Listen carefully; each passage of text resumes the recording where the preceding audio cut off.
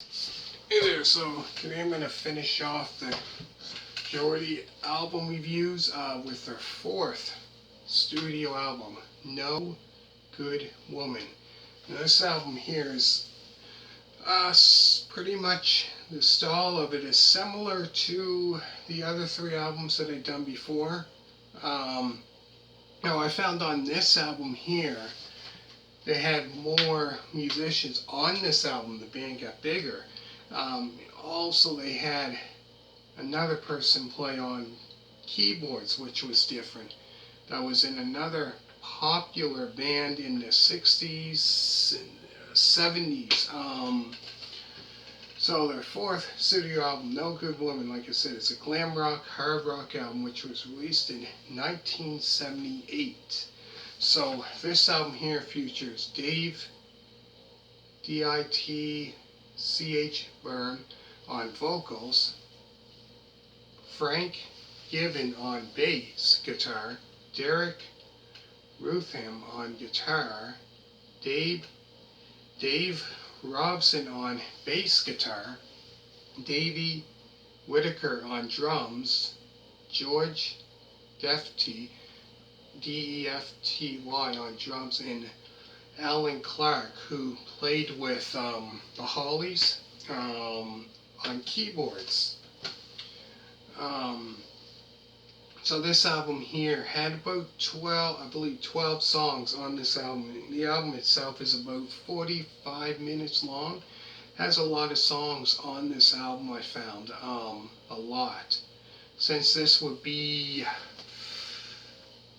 pretty much the last album to feature Brian Johnson on lead vocals. So on this one, I think he sang like four or five songs, I believe, on this album.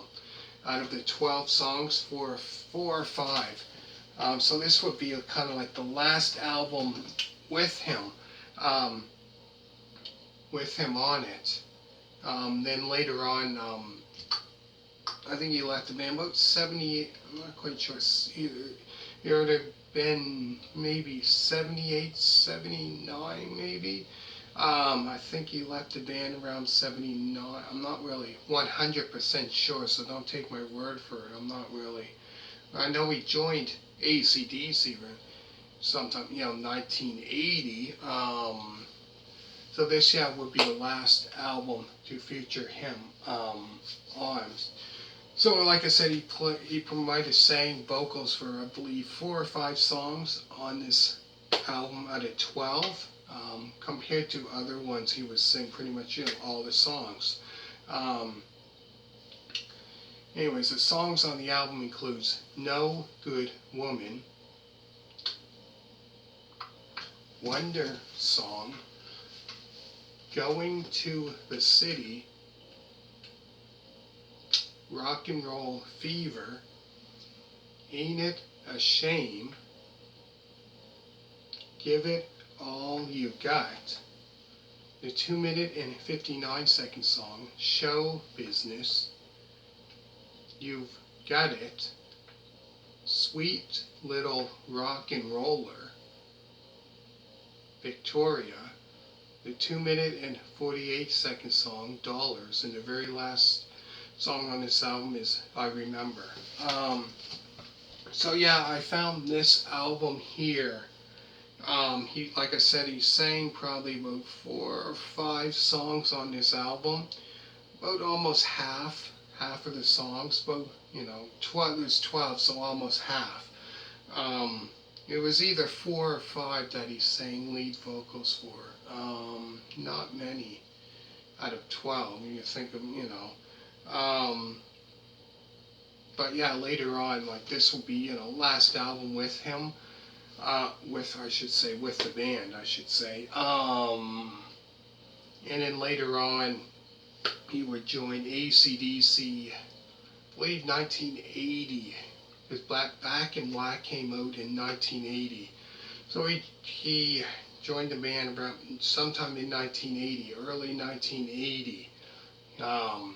But yeah, this would be the last album. So yeah, I found it was a completely different album compared to the other three albums where he would sing pretty much lead vocals on pretty much almost every song, pretty much, every song. Compared to this one when he sang he sang, like I said, not many songs on this album he sang lead vocals for, I found, at all. Not many at all. Um, so I found it was different, this album, compared to the other one, because you heard the keyboards, which was different compared to the other albums, where it would have, electric guitar, bass, drums, this was, I found, a little, quite different compared to the other three albums that they released. Um, and I'm not really quite sure about the other album they released, because they only had 5 studio albums. Now, I don't have their fifth studio album. I don't have that one. This is the last one that I do have. Um, but yeah, it was, completely different. The other ones I found, I enjoyed those albums better than this, even though this is not a bad album itself.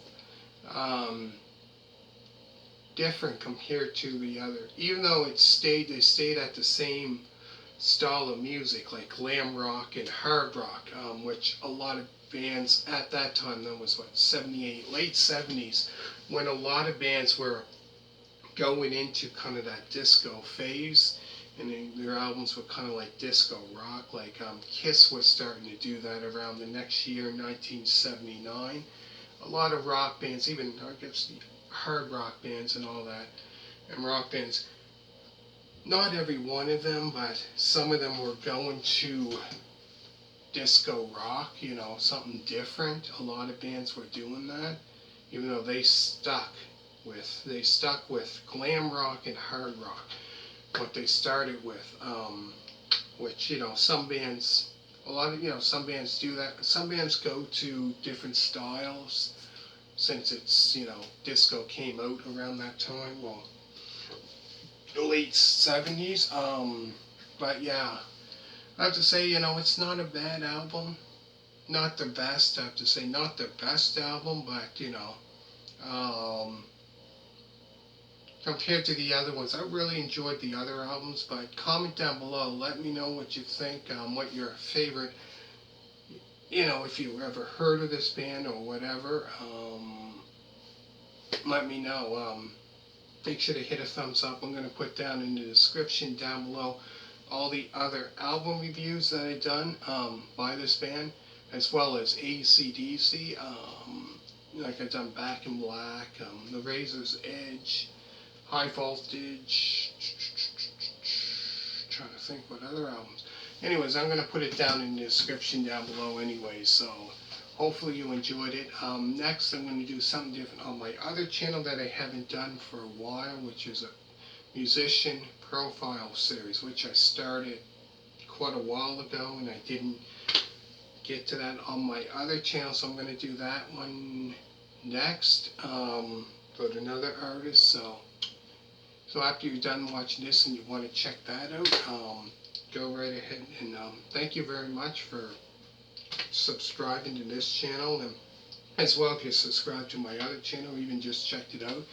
Thank you very much for that, and I hope you really enjoyed it. Be sure to hit a thumbs up, and bye.